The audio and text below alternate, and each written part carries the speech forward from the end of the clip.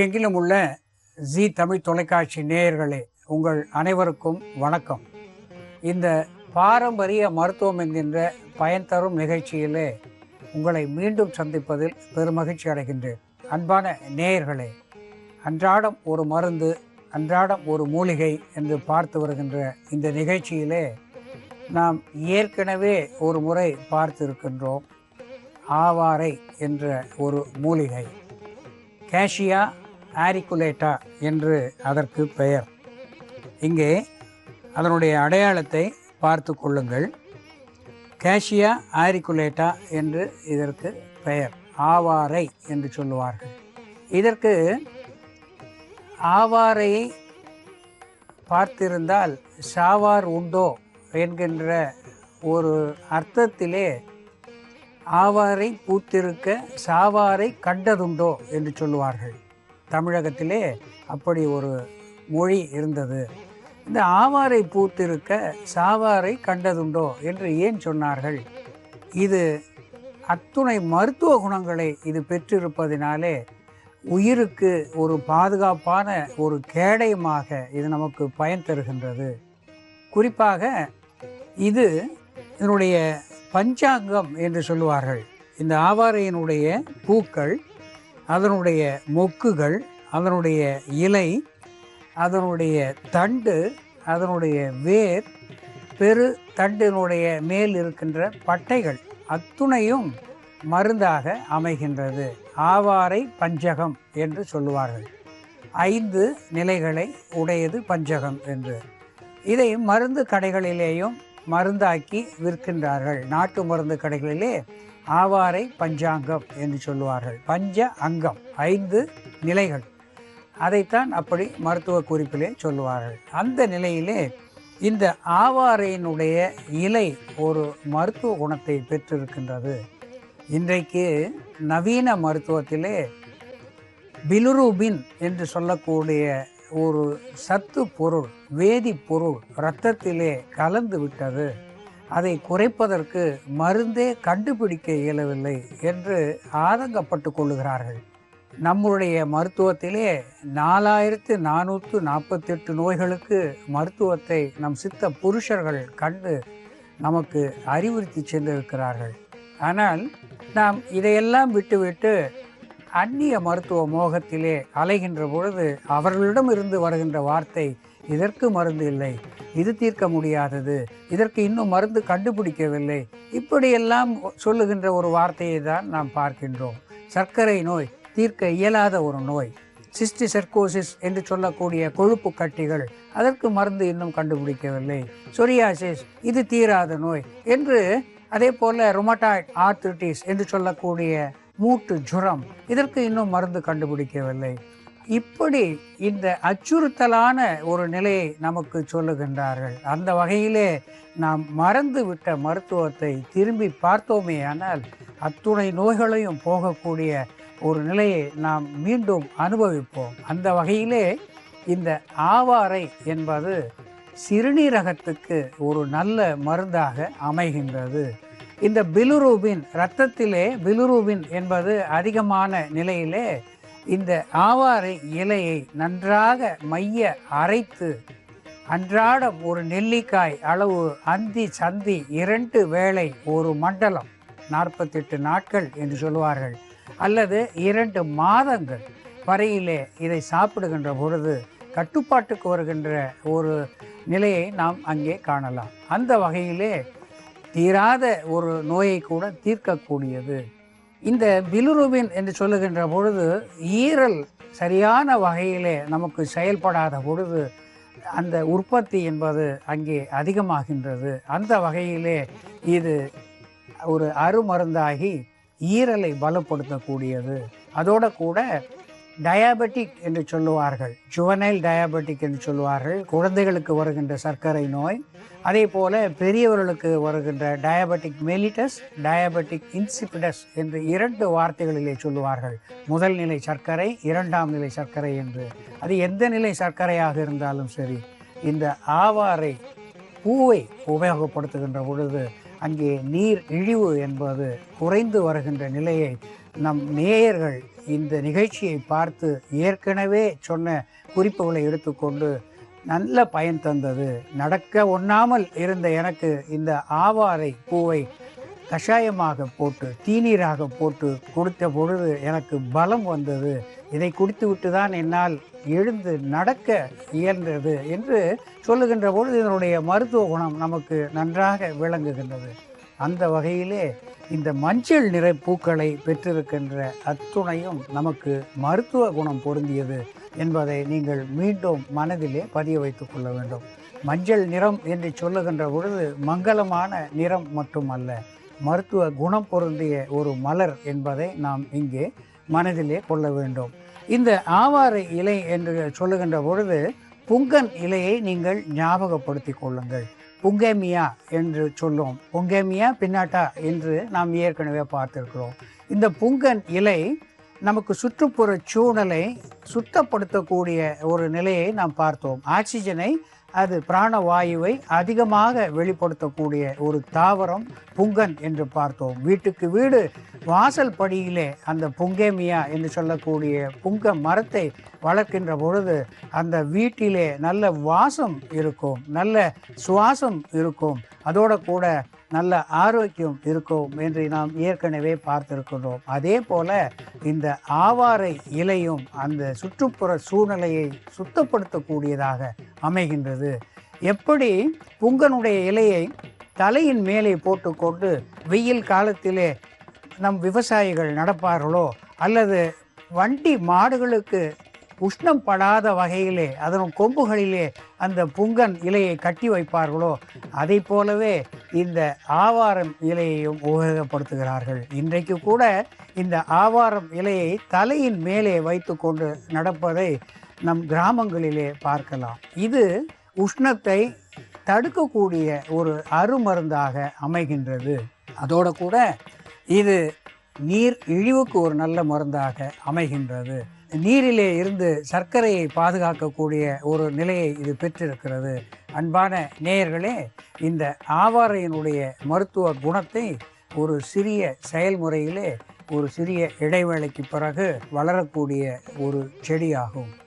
கண்களை பறிக்கக்கூடிய மஞ்சள் நிறத்தை உடையது மட்டுமல்லாமல் உடலுக்கு அத்துணை மருத்துவ குணங்களையும் தரக்கூடியதாக இது அமைகின்றது. இங்கே ஒரு சிறிய செயல்முறையிலே இதனுடைய மலர்களை தீநீராக்கி அதை எதற்கு பயன்படுத்துவது என்பதை இங்கே பார்ப்போம்.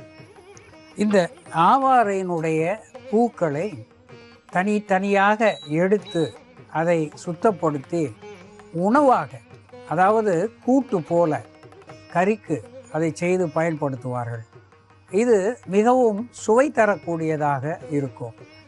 எப்படி ஒரு புடலங்காய், பீர்க்கங்காய் அல்லது ஒரு சிறுகீரை, முளைக்கீரை என்று சொல்லி அதை கூட்டாக நாம் செய்து உணவாக உண்ணுகின்றோமோ, அதை போல இந்த ஆவாரையினுடைய இலையையும் அப்படி கூட்டாக பருப்பு சேர்த்து சமைத்து உண்ணுகின்ற பொழுது வெகு சுவையுடையதாக, பெரும் சுகம் தருவதாக இது அமையும் என்பதிலே நீங்கள் நாட்டத்தை கொள்ள வேண்டும். இந்த வகையிலே இந்த ஆவாரையினுடைய மலரை இங்கே எடுத்து ஒரு பாத்திரத்தை அடுப்பிலிட்டு போதிய நீர் விட்டு அதிலே ஒரு கைப்பிடி அளவுக்கு, பசுமையான பூக்களாக இருந்தால் ஒரு கைப்பிடி அளவுக்கு அதிலே போட்டுக்கொள்ளுங்கள். அல்லது இதை உலர்த்தி நாம் உபயோகப்படுத்தலாம். உலர்ந்த பொழுது அரை கைப்பிடி அளவு இருந்தால் போதுமானது. ஒருவருக்கு ஒரு வேளைக்கு அது மருத்துவ குணத்தை தருவதாக அமையும். அந்த வகையிலே இந்த ஆவாரை மலரை நீரிலிட்டு நன்றாக கொதிக்க வைத்து அதனோடு கூட சர்க்கரை, பால் சேர்த்து அல்லது பனை வெல்லம் சேர்த்து குடிக்கின்ற பொழுது ஆவாரை டீ என்று சொல்லுவார்கள். நாம் இன்றைக்கு டீ, காஃபி என்று குடிக்கின்ற நிலையிலே அதற்கு பதிலாக இதை நாம் உபயோகப்படுத்தி கொள்ளலாம். இந்த ஆவாரை பூக்கள் உலர வைக்கப்பட்டு நாட்டு மருந்து கடைகளிலே கிடைக்கக்கூடியதாக நமக்கு இருக்கின்றது. அந்த வகையிலே இந்த பூவை இப்படி தீநீரிட்டு குடிக்கலாம். சர்க்கரையோ வெல்லமோ இட்டு குடிக்கின்ற பொழுது சிறுநீரக எரிச்சலை போக்கக்கூடியது. அதாவது நாக்சர்னல் எமிஷன் என்று சொல்லுவார்கள். இதை அன்றாடம் குடிக்கின்ற பொழுது படுக்கையிலே விந்து வெளிப்பாடு என்கின்ற நிலை. இன்றைக்கு நிறைய வாலிபர்களை பார்க்கின்ற பொழுது இந்த குறைபாடு என்று ஒன்றை சொல்லுகின்றார்கள். இந்த குறைபாட்டை பெரிதாக ஆக்கி நிறைய மருத்துவர்கள் பணம் சம்பாதிக்கின்ற ஒரு நிலையை பார்க்கின்றோம். உன்னுடைய வாழ்க்கை கெட்டு போய்விட்டது, உன்னுடைய தாம்பத்திய உறவு அங்கே கெட்டு போய்விடும் என்கின்ற நிலையை சொல்லி அதிகமான பணத்தை அவர்கள் வசூல் செய்கின்ற ஒரு நிலையை நாம் இன்று பார்க்கின்றோம். அந்த வகையிலே இந்த நாக்சர்னல் எமிஷன் என்று சொல்லக்கூடிய படுக்கையிலே விந்து வெளிப்பாடு என்கின்ற நிலையிலே இந்த ஆவாரம் பூ, வெல்லம், பனை வெல்லம், பால் அல்லது சர்க்கரை பால் சேர்த்து அன்றாடம் சாப்பிடுகின்ற பொழுது ஒரு மண்டலம் என்கின்ற பொழுது அது மருந்தாகும். அந்த நிலையிலே, அந்த நாக்சர்னல் எமிஷன் என்கின்ற நிலையிலே இருந்து அவர்கள் விடுபடுவார்கள். அதனோடு கூட இந்த இனிப்பு சேர்க்காமல் அதை தீநீராக குடிக்கின்ற பொழுது சர்க்கரை நோயாளிகளுக்கு ஒரு அட்ஜுவன்ட் தெரப்பி என்று சொல்லுவார்கள். ஒரு துணை மருத்துவமாக இது நிச்சயம் அமையும். பிளட் சுகர் என்று சொல்லக்கூடிய அந்த சர்க்கரை நோய்க்கு இது ஒரு அருமருந்தாக, குறைந்தது 50% சர்க்கரை நோயை கட்டுப்படுத்தக்கூடியதாக அமையும். பொதுவாக சர்க்கரை நோயாளிகள் பலம் இழந்து காணப்படுவார்கள். பலம் இல்லாத நிலையிலே அவர்களுக்கு ஒரு சோர்வு ஏற்படும். அந்த நிலையிலே இந்த ஆவாரை பூவை அவர்கள் தீநீராக்கி குடிக்கின்ற பொழுது சர்க்கரை நோய் மட்டும் மட்டுப்படுவது அல்லாமல் அவர்களுக்கு சோர்வை போக்கி பலத்தை தரக்கூடியதாக இது அமையும். அதனோடு கூட இந்த ஆவாரை இலையை பசையாக்கி இங்கே வைக்கப்பட்டிருக்கின்றது. இந்த பசையை, ஆவாரையினுடைய பசையோடு உளுத்தம் பருப்பினுடைய மாவு சேர்த்து நன்றாக மைய உறவாடும்படி அதை அரைத்து எங்கே எலும்பு முறிந்து இருக்கின்றதோ அந்த இடத்திலே எலும்புகளை சரியான நிலையிலே வைத்து அதற்கு பக்கத்திலே 2 மூங்கில் பட்டைகளை வைத்து அதன் மேலே இதை மேல் பூச்சாக பூசி கட்டு போட்டு வருகின்ற நிலையிலே இது எலும்பை, முறிந்த எலும்பை விரைவிலே ஒட்டக்கூடிய ஒரு மருத்துவ குணத்தை பெற்றிருக்கிறது. அதனோடு மட்டுமல்லாமல் எங்கேனும் வீக்கம் கண்ட பொழுது, கால்களிலே அடிபட்டு வீக்கம் அல்லது ஏதேனும் ஒரு வகையிலே வீக்கம் என்று வருகின்ற பொழுது இந்த ஆவாரை இலையை அரைத்து மேல்பற்றாக போடுகின்ற பொழுது அந்த வீக்கம் என்பது குறைகின்ற ஒரு நிலையை இது பெற்றிருக்கிறது. ஆன்டி இன்ஃப்ளமேட்டரி என்று ஆங்கிலத்திலே சொல்லுவார்கள். அந்த வகையிலே கவுட் என்று சொன்னாலும் சரி, அல்லது தானாக ஏற்பட்ட வீக்கம் இல்லாமல் அடிப்பட்ட வீக்கமாக இருந்தாலும் சரி, இது மேல் பூச்சாக போடுகின்ற பொழுது அந்த வீக்கம் குறைவது என்பது கண்கூடு. அதனோடு கூட இந்த ஆவாரை இலையை நன்றாக அரைத்து அதனோடு சிறிது எலுமிச்சை சாறு சேர்த்து உடல் முழுவதும் பூசி வைத்திருந்து சிறிது நேரம் குளித்து விட்டார்களேயானால் உடல் உஷ்ணம், உடல் காந்தல் என்று சொல்லுவார்கள். உடலிலே எப்பொழுது பார்த்தாலும் காய்ச்சல் இருப்பது போன்ற ஒரு உணர்வு, உடல் சோர்வு, கண்களிலே எரிச்சல், தோள்களிலே வறட்டு நிலை என்கின்ற நிலையிலே இது ஒரு அருமருந்தாக ஆகின்றது. இந்த இலையை அரைத்து மேல் பூச்சாக பூசி வைத்து குளித்துவது மட்டுமல்லாமல் இந்த பூக்களை தீநீராக குடித்து வருகின்ற பொழுது நிறைய பேர்களுக்கு பார்க்கின்றோம், ஆடைகளிலே படைப்படையாக உப்பு பூத்து இருப்பது, அக்குள்களிலேயும் சரி முதுகிலேயும் சரி சட்டையிலே உப்பு பூத்து அருவருப்பான ஒரு தோற்றத்தை அது தருவதாக இருக்கின்றது. அதனோடு கூட கற்றாழை நாற்றம் என்கின்ற ஒரு நிலையையும் அது தருகின்றது. அந்த நிலையிலே இந்த ஆவாரை இலை சிறிது எலுமிச்சை சாறு சேர்த்து உடல் முழுவதும் பூசி வைத்திருந்து குளித்துவிட்டு மேலும் இந்த ஆவாரை பூவை தீநீராக்கி குடித்து வந்தார்களேயானால் இந்த உடலிலே உப்பு பூத்தல் என்பது இல்லாமல் போகும், கற்றாழை நாற்றம் என்பது அறவே ஒழியும் என்பதை இங்கே நேயர்கள் ஞாபகத்திலே வைத்து கொள்ள வேண்டும். அன்பான நேயர்களே, இந்த ஆவாரை என்பது அருமருந்து என்பதை மனதிலே பதிய வைத்து கொண்டு இந்த ஆவாரை மலரை எங்கு கண்டாலும் அதை தவறாமல் எடுத்து பயன்படுத்தி பக்குவப்படுத்தி ஆரோக்கிய வாழ்வு வாழ வேண்டும் என்று சொல்லி ஒரு கடிதம் தேர்ந்தெடுக்க பெற்றிருக்கின்றது. ஒரு சகோதரி எழுதியிருக்கின்றார். அவருடைய பெயர் நித்யா என்று குறிப்பிட்டிருக்கிறார். பெங்களூரிலே இருந்து இந்த கடிதத்தை எழுதியிருக்கிறார். அவர் இந்த நிகழ்ச்சியை தொடர்ந்து பார்த்து வருகின்றோம் என்று எழுதியிருக்கிறார். அவருக்கு திருமணமாகி 5 ஆண்டுகள் ஆனது என்று எழுதியிருக்கிறார். 2 குழந்தைகள் உள்ளனர். சிறுநீரக கல் பிரச்சனை இருக்கின்றது என்று எழுதியிருக்கின்றார். 2010ஆம் ஆண்டு ஏற்கனவே 21 மில்லிமீட்டர் 24 மில்லிமீட்டர் என்கின்ற அளவிலே கல் இருந்து அதை லேப்ராஸ்கோப் மூலமாக சிகிச்சை செய்து எடுத்தார்கள் என்று எழுதியிருக்கிறார். இப்பொழுது மீண்டும் கல் உருவாகி இருக்கிறது என்று மருத்துவர்கள் கூறுகிறார்கள் என்று அஞ்சுகிறார். இப்படி கல் உருவாகிவிட்டதே, ஏற்கனவே நாம் எடுத்து விட்டோமே, மீண்டும் கல் இங்கே உருவாகி இருக்கிறதே என்று அஞ்சுகிறார். ஒரு கல் என்பது இது உடலிலே தானாக உற்பத்தியாகக்கூடிய ஒன்றாக இருந்து வருகிறது. அதனாலே இந்த உடல் வாகு என்று சொல்லுவார்கள், உடல் பக்குவம் என்று சொல்லுவார்கள். அந்த வகையிலே இந்த கல்லை பற்றி சொல்லுகின்ற பொழுது once stone former is always stone former என்று ஆங்கிலத்திலே ஒரு மொழியை சொல்லுவார்கள்.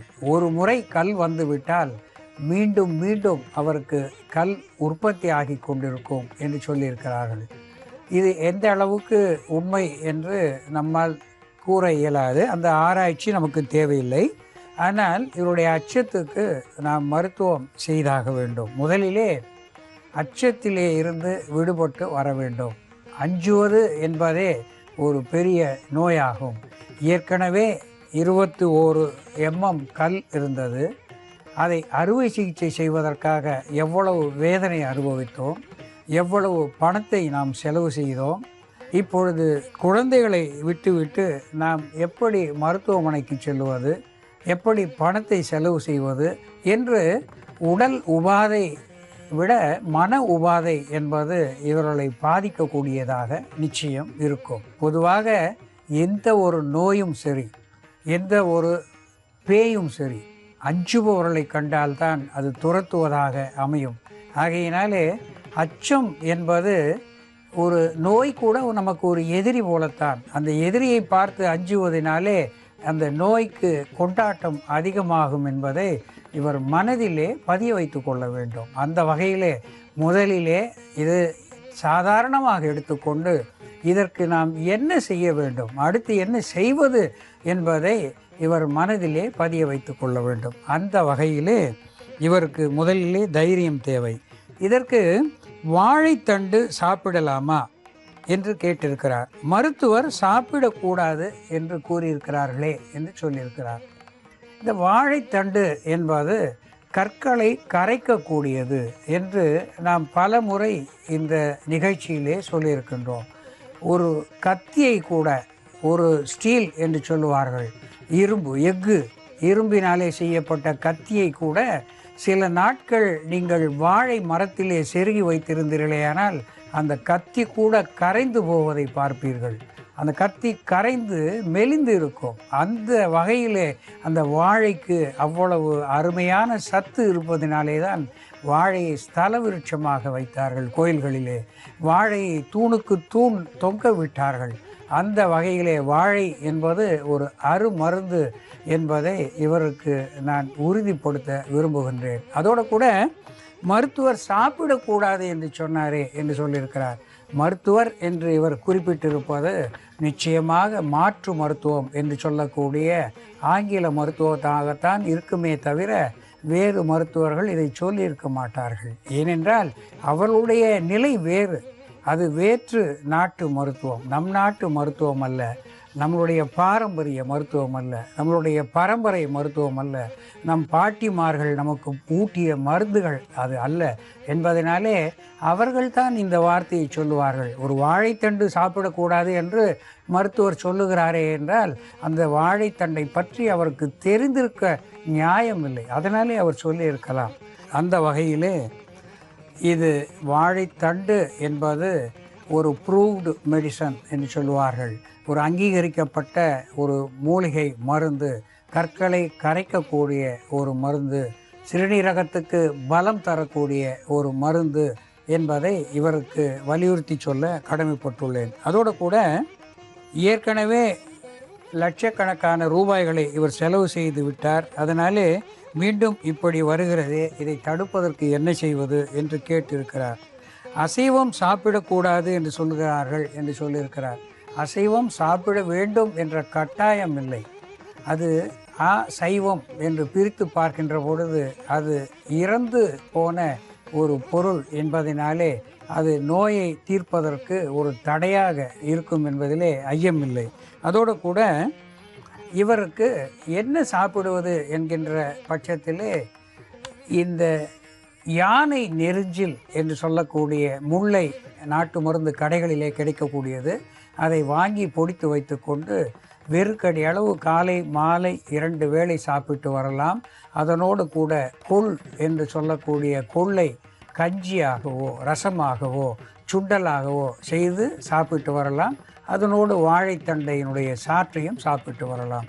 அன்பான நேயர்களே, இது போன்ற வேறு ஒரு கடிதத்தோடு உங்களை மீண்டும் சந்திக்கின்ற வரையில் உங்களிடமிருந்து விடைபெறுகின்றேன். நன்றி, வணக்கம்.